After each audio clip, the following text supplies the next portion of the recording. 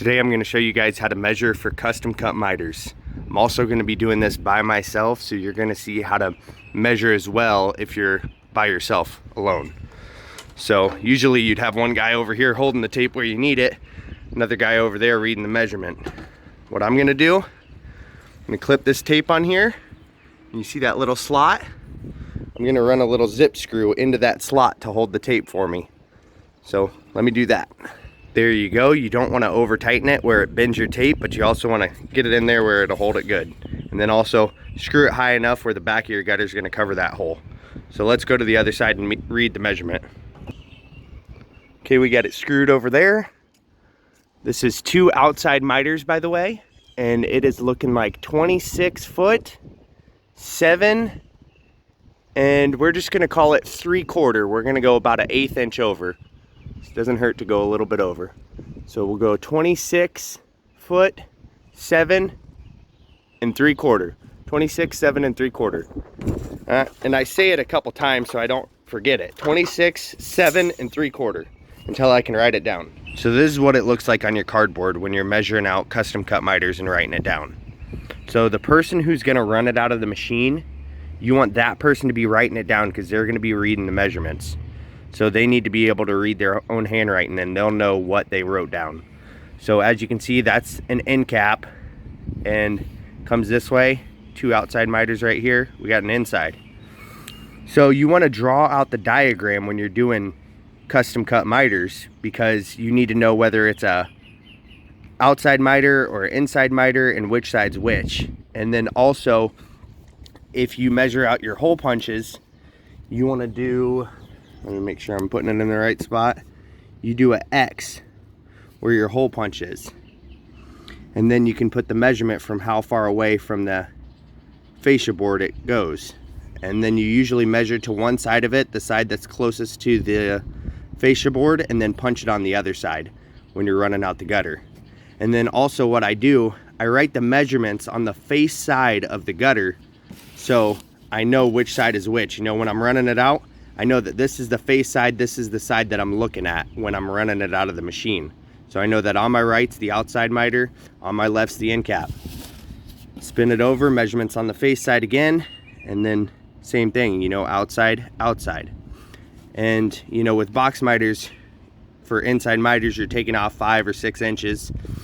With custom cuts, you don't do that. So outside, you can add a little bit, like I added a 1/8 inch on this one. So yeah, it'll be perfect basically. Might have like a 1/16 over on each side, or just split the difference or whatever.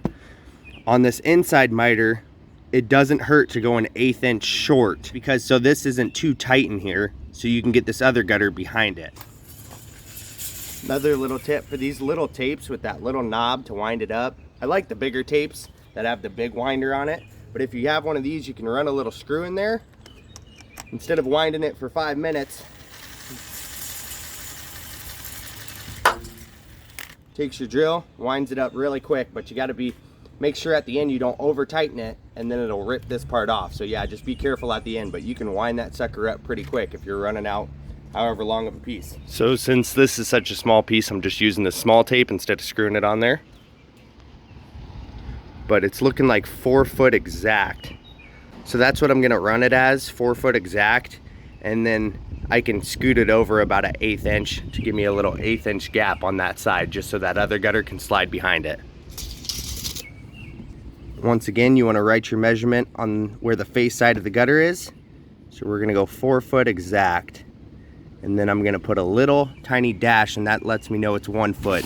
I know that's pretty basic, but some guys in here might not know that. You see my 26 foot? That little dash means feet, and then these 2 little dashes mean inches. So that's just a little tip there as well. Just wanted to show you guys how I have this tape screwed in on the inside miter. So it's flipped the other way and it's butted up against that fascia. Now we're gonna run it all the way to that outside and pull a measurement. On this one, I'm gonna go 45 foot, 9 1/8. Give it a little 1/8 extra. Even though we got an inside miter down there, this will be the slick side on the left side. So it can shove all the way in there. But yeah, 45 foot, 9 1/8. Another helpful tip, when you're measuring, you always start out with the first piece you're gonna run out. And with custom cut, you always go left from right around a house.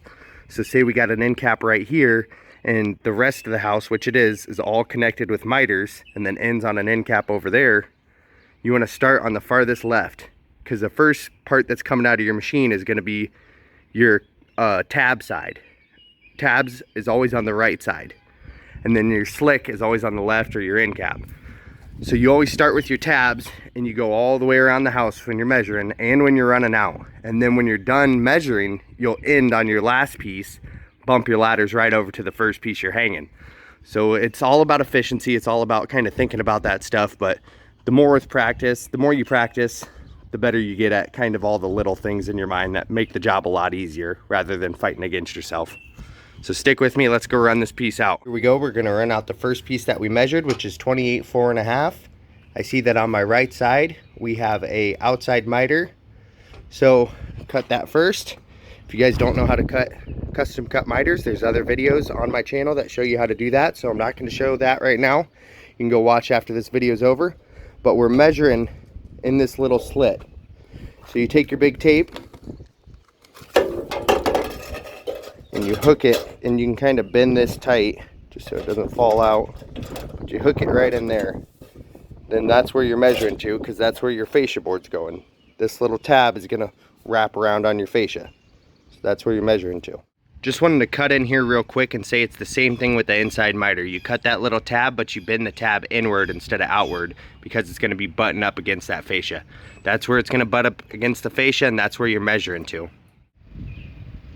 So this is my second piece, what I measured to for the outside slick miter.